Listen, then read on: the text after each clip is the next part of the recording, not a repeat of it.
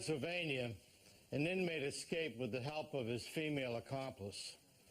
Following a trail of fraudulent credit card receipts and death, authorities track the pair, but always find themselves one step behind. I'm Jim Kallstrom, former head of the FBI's New York office.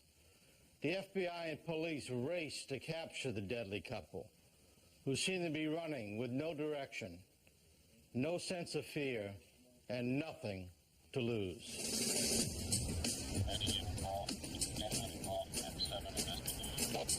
10-7 investigation at E02. September 25th, 1993. Friends of 74-year-old Guy Goodman contact the Palmyra, Pennsylvania police. They are concerned because they have not heard from him in over a week. Goodman's landlord meets an officer at his rented house. Do you have a key for the door there? I do. Okay, let's go check it out. Okay.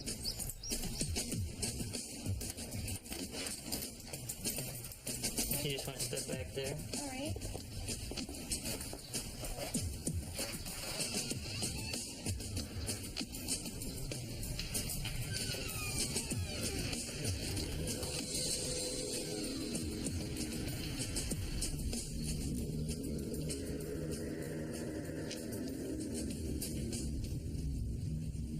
The officer observes shards of broken porcelain on the floor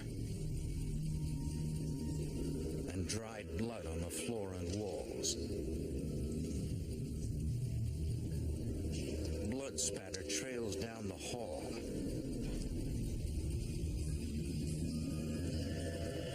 And leads to the basement stairs.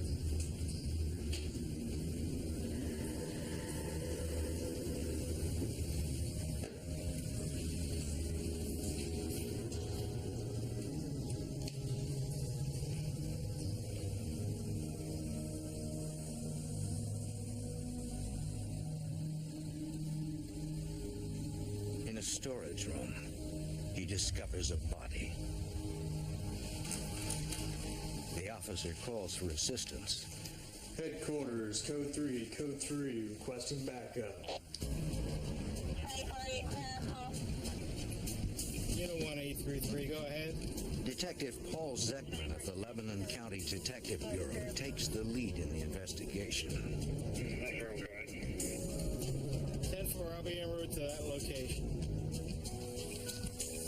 The countywide bureau helps township police departments with major crime investigations.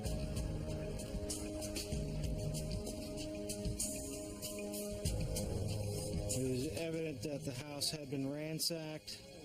The kitchen drawers were open, things were strewn around on the floor. Going down into the basement area, you could see drag marks led from the stairway to a small storage room. The crime scene is gruesome. The victim's hands and feet are tied behind his back.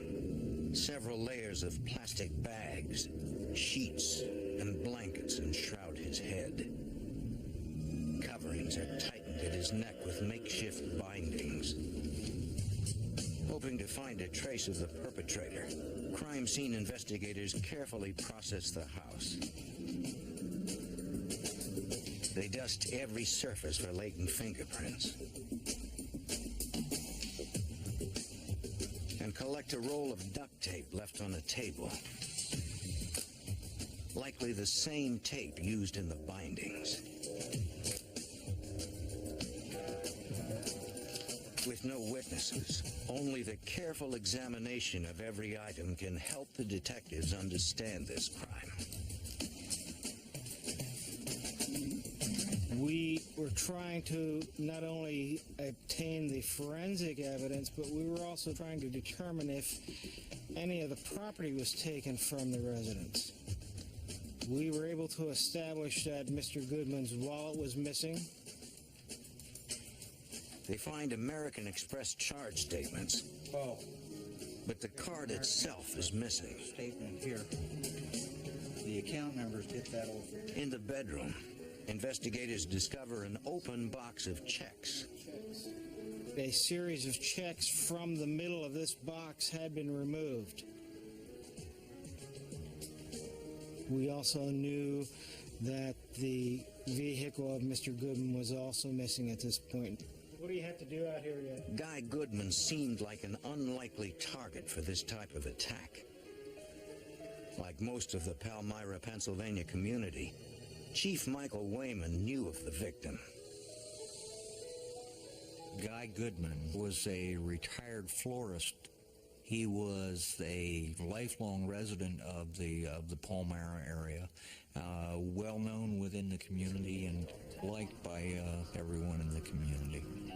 It was apparent that either the motive for this crime was a robbery that had gone bad, or that there was a robbery after the fact, after Mr. Goodman was assaulted and died.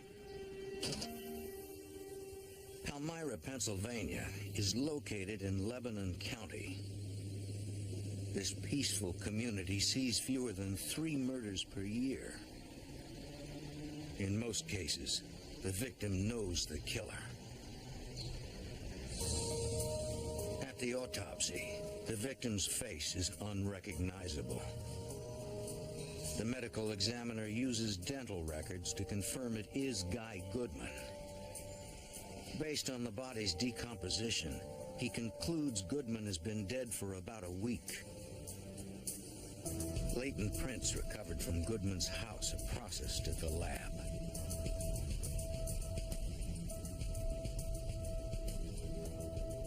Examiners check the prints against local arrest records and find a match.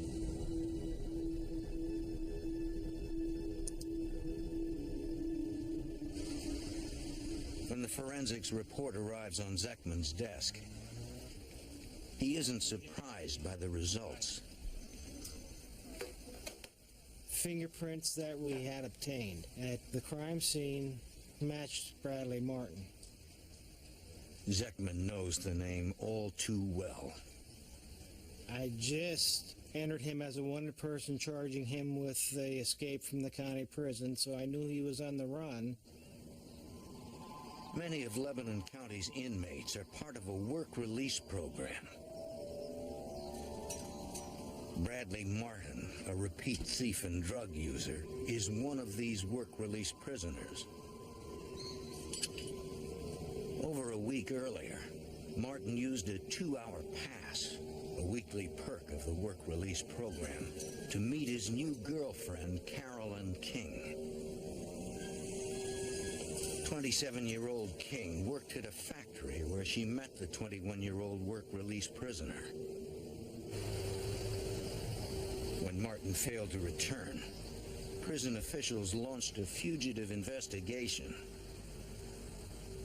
They called the Lebanon County Detective Bureau. After obtaining a fugitive warrant for Martin, the detectives checked Carolyn King's apartment, concerned for her well-being. But King is not there, and they find nothing to indicate where she is gone, or even if she is with Martin. The detectives entered Martin in NCIC, the National Criminal Information Center. Once the murder of Guy Goodman is discovered, there is a greater urgency to find Martin than to determine if Carolyn King is unharmed.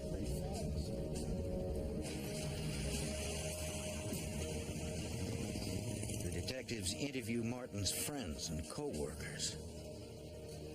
What they learn surprises them. Through interviews, we were able to establish that Bradley Martin and Carolyn King were together several days after Guy Goodman was murdered. We were able to establish that they were together in the Palmyra area, and then it was just blank. Detectives face the possibility that Carolyn King may be Martin's accomplice. Earlier, when Detective Zekman ran a statewide background check on King, she came up clean. He tries again, this time using a national database. He learns she has a long criminal history, including theft and check forgery. Detectives hope to track the suspects using the American Express charge card and the checks stolen from the victim's home. Okay, let me call the guy at the American Express Security Department. That's great. Detective Wayman asks American Express Global Security in New York to help. Joe Gannon, a chief investigator in Amex Security, works to assist the police. And I'll be back to you as soon as I can. Got it.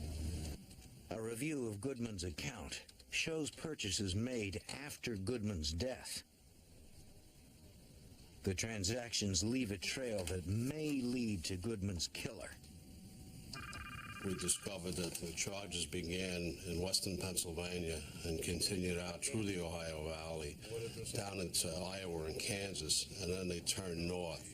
And the last transaction we had on record was in Rapid City, South Dakota. Armed with a solid lead, the Pennsylvania detectives waste no time.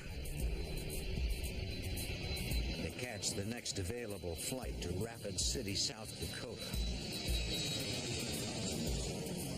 The killers had disappeared. But the victim's charge card had become the investigators' best informant.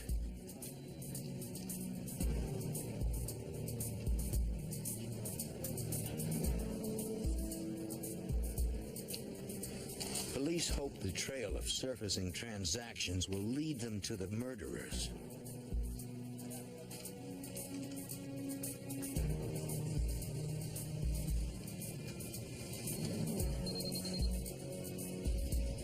Within hours, the Pennsylvania detectives arrive in Rapid City. Accompanied by local police, they visit the last stores where the charge card was used. Interviews with clerks verify their suspicions. Up until this point, we were speculating that Bradley Martin and Carolyn King were the two people that were using Goodman's American Express card. Then, investigators catch their first real break. Some of the individuals were able to identify Bradley Martin as the user of the card. Some were able to identify Carolyn King as the user of the card. The revelation confirms their theory. It was no longer a whodunit. We knew for certain who had done it. Now it was a matter of changing the focus of the investigation to apprehending them. The Pennsylvania detectives circulate photos and detailed information about the suspects to all South Dakota law enforcement agencies. The Rapid City Police Fraud Unit, or Bunko Squad, tells them of an interracial couple who've been passing bad checks at local stores. The Rapid City Police Department had a black and white Bunko team who are trying to do a con game within the area. It was a black female and a white male driving a vehicle with Virginia plates. We knew that this fit the description of Carolyn King and Bradley Martin. We knew that Carolyn King had a vehicle with Virginia plates. We felt that they were there working in the Rapid City area. Driver's license registration, please. The Pennsylvania detectives assist as Rapid City police pull over the couple in the car with Virginia plates. They confirm the couple is the team Rapid City detectives have been hunting, but not the suspected killers. The black female and the white male were in fact not Martin and King. They were just simply another couple that matched the description and who were doing their own criminal activities. American Express informs the detectives there have been no new charges in over a week. The investigation appears to be back at the beginning with no leads. Well, what I can do for you is give you... But King and Martin are having trouble using their murder victims' out-of-state checks. Let me get my manager for you, ma'am.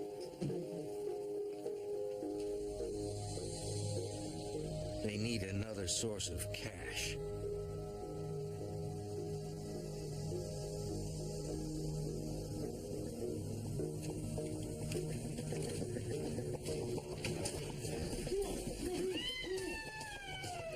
Their next victim, a 59-year-old woman traveling alone, Donna Martz.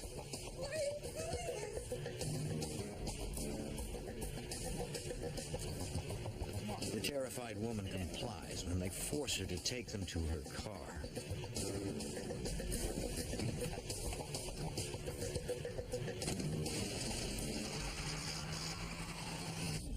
The next day, the Pennsylvania detectives learn that someone passed several of Guy Goodman's checks in North Dakota. The bank had cleared checks written in a number of locations in the Bismarck, North Dakota area. This supports the detectives' theory.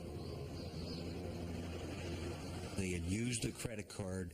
Now they were utilizing the checks stolen from Guy Goodman at the time of his homicide that further validated that they had to have been the persons who committed the homicide. Detective Allender, please. Zeckman phones authorities in Bismarck from the road. I'm Sergeant Zeckman from Lebanon County, Pennsylvania. I made contact with a detective within the Bismarck Police Department. I told him of locations that I had checks passed, and I gave him a rundown of the Guy Goodman homicide and who was involved and what evidence we had discovered up to this point. And there was a long pause from the detective. And I asked him what was wrong, and he said, well, we're investigating a missing persons from that same hotel where one of these Goodman checks were passed. Donna Martz's family called police when she did not return home from Bismarck. They described Martz in her Chrysler New Yorker. Police combed Bismarck for any sign of Martz or her car, but find nothing. The detectives fear Martin and King have grabbed Donna Martz. The case has a new urgency. A woman's life is at stake.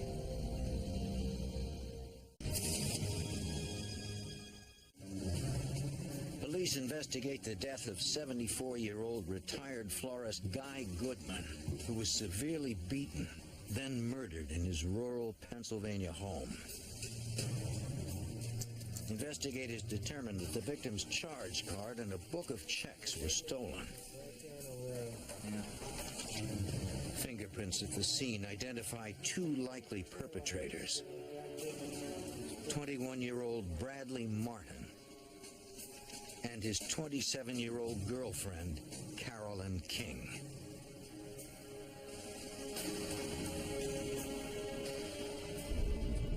Pennsylvania detectives Paul Zeckman and Michael Wayman follow the pair of fugitives to Bismarck, North Dakota, and learn authorities there are investigating the disappearance of a woman from the same hotel where one of Goodman's checks was passed.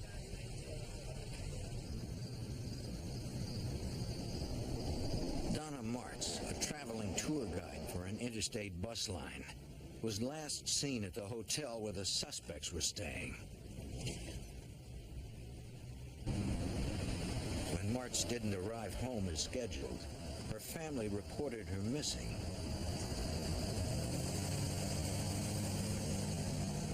Local authorities issue an APB on Martz's Chrysler New Yorker. The Bismarck FBI joins the case, led by Special Agent Craig Welkin. The FBI and the North Dakota Bureau of Criminal Investigation set up a task force which was joined by other agencies, including the Bismarck Police Department and the local sheriff's department. All right, When the Pennsylvania detectives arrive in Bismarck, they share the information on the fugitives that they gathered over the past week. They became an integral part of the task force on this case. The linking of King and Martin was very critical in the investigation. With potential suspects identified in the abduction of Donna Martz, the task force still struggles for viable leads. They continue to search the hotel. We spoke with the clerks at the hotel in Bismarck where Donna Martz was last seen. They were able to tell us that Bradley Martin and Carolyn King had stayed at the same hotel.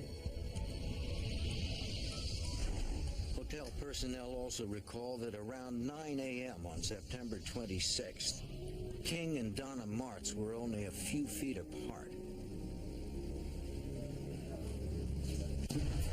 No one noticed Martz leaving the hotel with anyone, but investigators fear she has been kidnapped. Now they need to find out where the fugitives went next.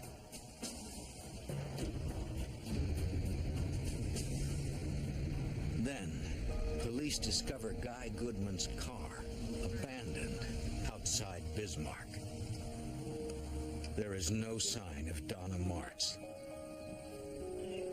And the search reveals only receipts from stores along the suspect's route and several unused checks bearing Goodman's name. Once again, the suspects have left authorities with no leads.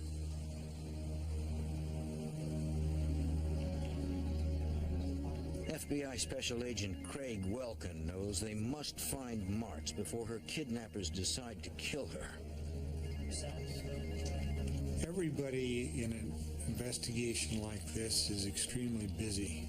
Lots of information coming in, including information that really is extraneous, but you don't know that at the time. So there's a lot of sifting and sorting of information, a lot of trying to prioritize and make sure that your primary emphasis is in the right direction to recover the victim alive and well and apprehend the suspects. Sleepless hours pass with no leads. Then, a break.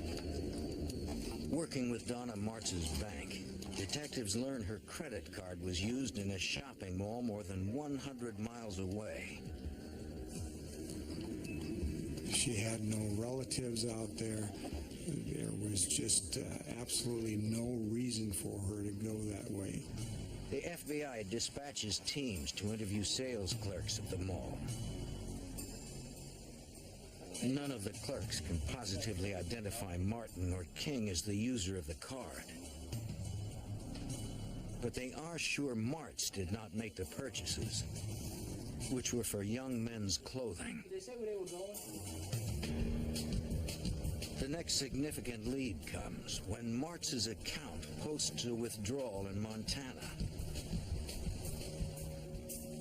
It occurred days earlier at an ATM in the small town of Shelby. Montana FBI agents bring the ATM surveillance tape to the command post in Bismarck. Detectives Wayman and Zeckman positively identify Bradley Martin using Martz's credit card. It is the first definitive proof linking the suspects to Donna Martz. The tape confirms Martin and King traveled west, but there is still no sign of Martz. The evidence is building. Yet investigators' main concern is not prosecution, but finding Donna alive. And although we had an ideal that they were heading in a general direction of west, They could change that direction at any time, so it was very frustrating because we felt that there was a short time frame in which, if Donna Martz was still alive, that we would be able to apprehend them and save her. Special Agent Welkin knows they must speed up the process of tracking the victim's credit card usage. I contacted Ben Patty, a retired FBI special agent who was employed by a major credit card company issuing Donna Martz's card. At Visa's San Francisco headquarters, International Fraud Control Director Ben Patty agrees to help. Normally, when a cardholder uses their credit card, that bank that issued the card will not see that transaction information for 2 to 3 days. That's when it's posted, and the bank would then know where the transaction occurred. Craig Welkin was really wanting to find out when the card that belonged to Donna Martz was used in real time, which we could not do with the systems as they were at that time. To locate the suspects the instant they use the card, Visa must create a complex reporting system for a single credit card. But Donna Martz's life is on the line. We contacted the systems people in the computer center and explained to them what we wanted. They said, okay, we'll go into our systems, make the necessary changes in the mainframe computer so that this specific cardholder number could be captured as it came through our systems. The programmers estimate it will take at least 24 hours to create and implement the new program. FBI agents hope that the computer program will finally put them closer to the murder suspects and to Donna Martz before she, too, is killed. The coroner for Lebanon County, Pennsylvania, determined that retired florist Guy Goodman was savagely beaten and then slowly suffocated to death. The suspects, 21-year-old Bradley Martin and 27-year-old Carolyn King, have more than 20 felony convictions between them and are now fugitives on the run across the heartland of America.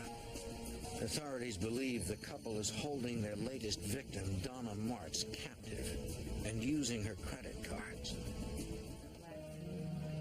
Investigators try to estimate where the suspects will go next. They alert all law enforcement agencies on the suspects' possible routes. They post descriptions of the suspects in their vehicle in the National Crime Information Center's nationwide database. We entered both Bradley Martin and Carolyn King in NCIC. They were also entered in as kidnapping suspects. In addition to that, regional messages had gone out to all the police departments to be on the lookout for Donna Martz, Carolyn King, or Bradley Martin. If any police force in the country runs into the couple, the Bismarck Task Force will be notified. To further increase their chances, investigators faxed descriptions of the suspects and the victim to police agencies along Martin and King's likely routes. But there are no incoming leads beyond the sporadic credit card purchases.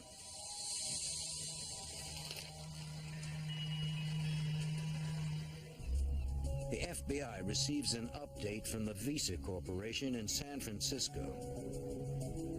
There's Ben Patty, international. Visa fraud investigator and former special agent Ben Patty had asked the company's systems programmers for a way to trace Martz's credit card transactions as they are made. TZ. And I told the FBI, and we set up a system of contact between our systems people in Virginia, myself, and then the FBI and their command post. After the system was in place, the first transaction that came through was a service station gas transaction in Southern California. It was in Los Angeles several hours earlier. Investigators are closer, but still too far behind. While the task force notifies authorities in the LA area, Visa gets another hit on Donna Martz's card. The transaction came through our systems in real time. As soon as it came through the systems, we notified the FBI's command post, and it would have been within our 2-hour time that the transaction actually occurred. Then a transaction is made at a hotel in National City outside San Diego. Agents at the command post contact the FBI's San Diego field office. And the lead goes to Supervisory Special Agent Sam Stanton.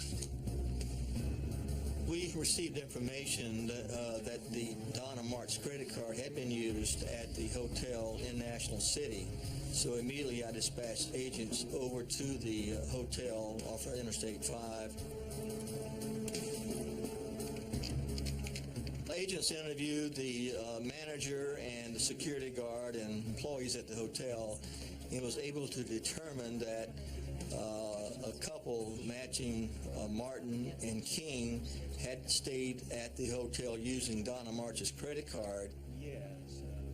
But the couple checked out 2 hours earlier, paying for the room with the Visa. Police officers and FBI agents swarmed the area, checking hotel parking lots, convenience stores, and gas stations for Donna Martz's Chrysler New Yorker or any sign of Martin and King. Special Agent Stanton knows finding the car is a long shot, especially when that car has a 2-hour lead on authorities. I know it's been a couple of days, but have you heard from Brad or Carolyn? Well, Then, the Pennsylvania detectives finally catch a break that narrows the search. What did he have to say? According to Chief Michael Wayman, San Diego. We received information from an associate of Bradley Martin's indicating that they had received a phone call from Bradley and that Bradley was in San Diego, that he was with Carolyn King, and that they were headed back towards Pennsylvania. We took that information. We notified the San Diego office of the FBI. Martin and King still have a 2-hour lead, but authorities continue closing the gap. Soon a hunch and a bit of luck will bring the investigation to a violent and dangerous conclusion. Fall 1993. Authorities chase Bradley Martin and Carolyn King, suspected of murder in Pennsylvania and kidnapping in North Dakota. Investigators from both states are frustrated that for weeks they have been one step behind the suspects. They hope to find the pair before the abducted woman, Donna Martz, is killed. Then a new program created by the Visa Corporation at the FBI's request puts investigators only 2 hours behind the suspects. Someplace. Investigators learn the two have just checked out of a San Diego area hotel. Based on their checkout time and the tip that the fugitives are heading east, FBI agents try to estimate their position. Special Agent Stanton has a hunch that the suspects will use Interstate 8, the southernmost highway going east. He determines that Martin and King will soon be approaching El Centro, California, near the Arizona border. It's just 2 hours. I called Agent Paul Dick in the El Centro office of the FBI and asked him to send out an all-points bulletin. Stanton hopes he has picked the right route, as El Centro Special Agent Paul Vick takes it from there.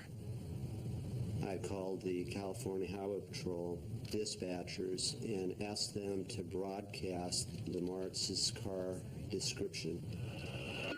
Wanted for murder that just left a hotel in San Diego, and we suspect they might be headed east on Interstate 8. We need them stopped. The All Points Bulletin about 187 suspects, police code for murder, is transmitted to every officer on Interstate 8, including California Highway Patrolman Richard Chambers. CHP units, El Centro continuing. Standby copy information on 187 suspects possibly en route to El Centro. I went and checked my section of freeway like I normally would in the beginning of my shift, and I went west on Interstate 8. As Chambers drives, he receives the suspect's descriptions. First suspect is a Bradley Martin, white male, 6 foot 160. Second subject is a Carolyn King, black female, wanted by the FBI. Within minutes, Chambers believes he has spotted the car. I was driving west on the freeway through the desert, and there's not that much traffic. I saw the car go by eastbound, and I believed it matched the description. But Chambers cannot see the car's license plate. I wasn't sure, so I made a U-turn through the center divider and overtook the vehicle and verified the license plate. And it was, in fact, bearing the North Dakota license plate that we had received. El Centro 11684. I think I'm behind the 187 vehicle. Could you send me back a car? Looks like a black female driving.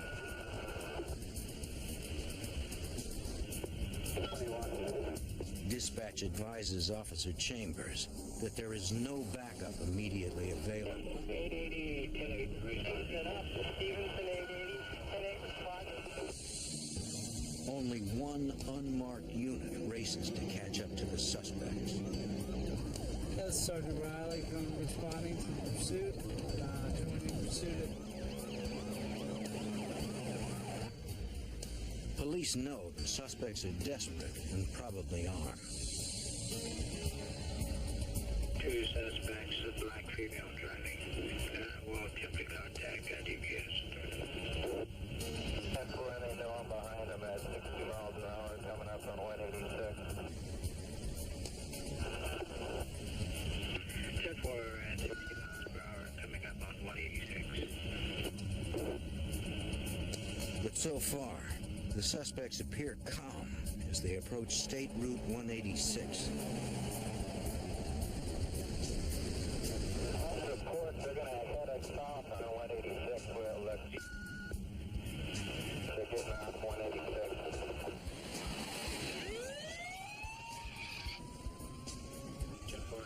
Southbound on 186. Chambers' backup is still several miles behind, racing to catch up. On Route 186, the chase intensifies.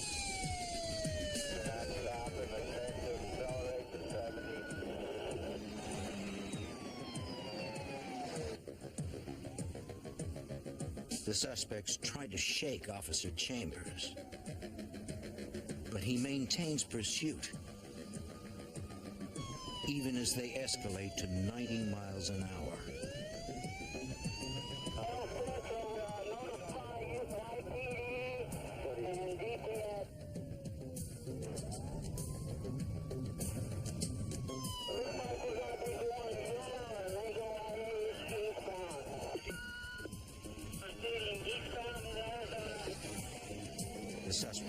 cross into Arizona with Chambers on their heels. Although a California officer outside of his jurisdiction, Chambers continues his pursuit. He relays information to Arizona authorities. Then, the danger increases. The male passenger did come out of the right front window with a handgun. As the cars speed toward the town of Yuma, Arizona, dozens of officers listening in race to cover Chambers. October 5th, 1993. California Highway Patrol Officer Richard Chambers engages in a high-speed chase with murder and kidnapping suspects Carolyn King and Bradley Martin. Near El Centro, California, the pursuit crosses into Arizona.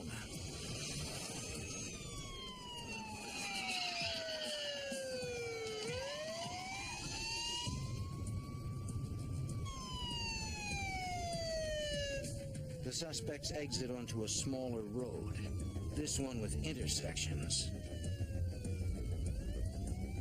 Chambers radios their position. They're going into Yuma now. Get my units out there to back them up. They run through 2 stop signs without incident. Then,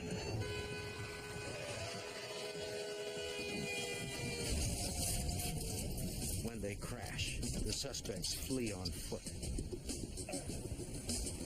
I got out of my car and drew my pistol and ordered them to stop, and I told them if I didn't stop, I'd shoot, and at that time the female did stop.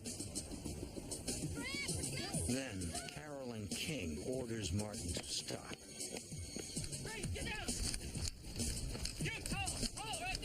And I was able to handcuff the female. I just had one pair of handcuffs with me at the time, and I held the male passenger at gunpoint until Yuma PD arrived. It was probably only a minute or two, but it seemed longer than that.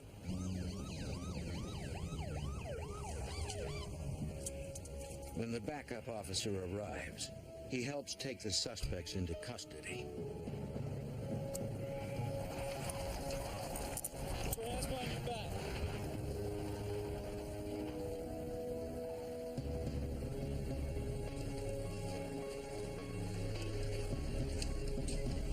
After a 2-week cross-country flight, pursued by police and the FBI, Carolyn King and Bradley Martin have finally been stopped.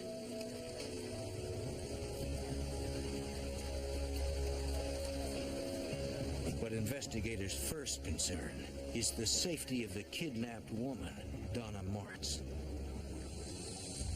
She is not inside the car.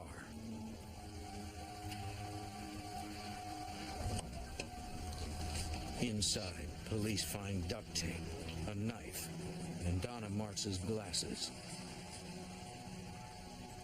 But nothing indicating where she is.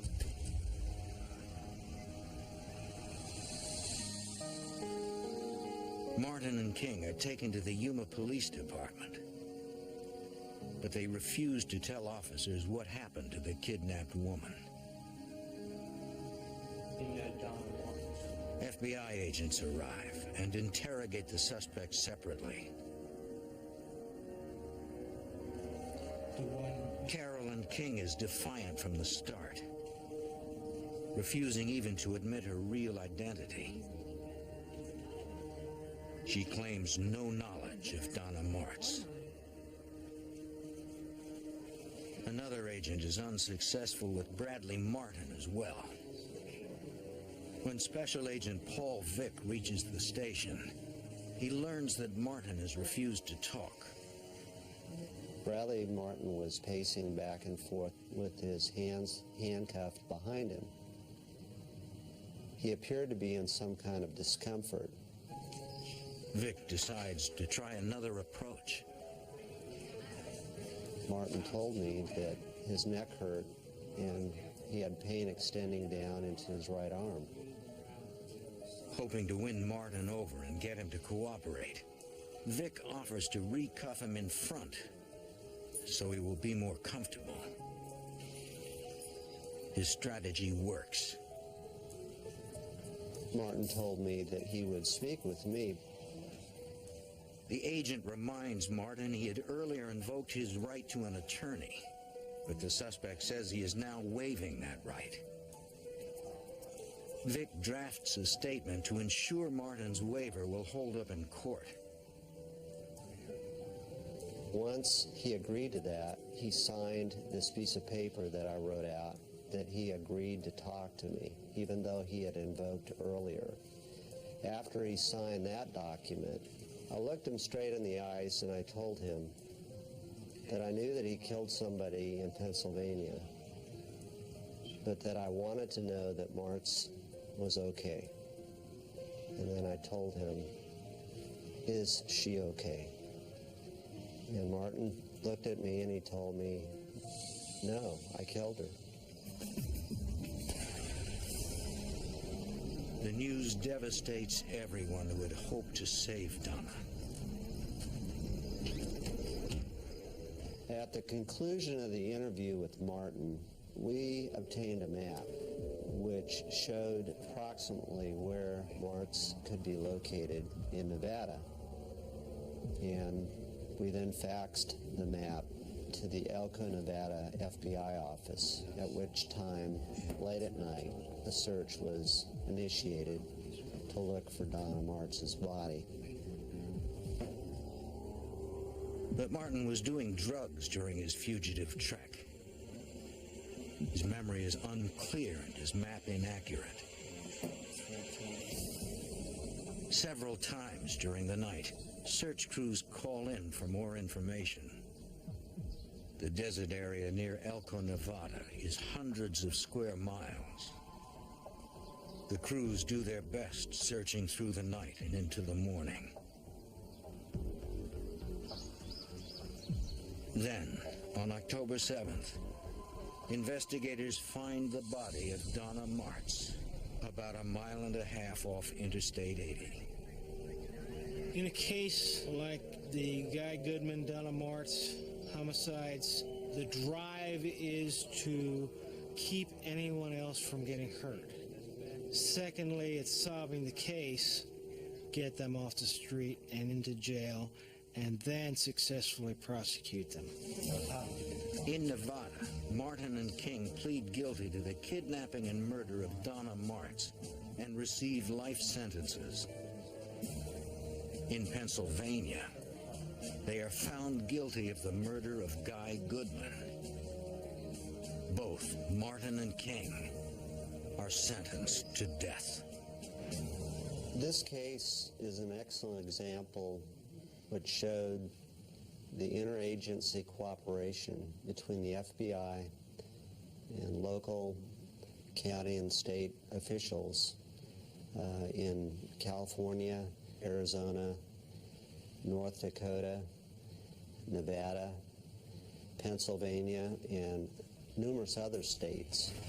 From working together, we were able to solve this case and apprehend King and Martin and get them convicted.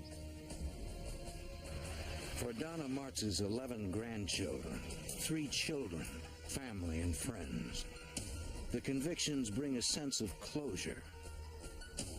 Even today, they are comforted in knowing police and the FBI caught Martin and King before they could claim yet another victim.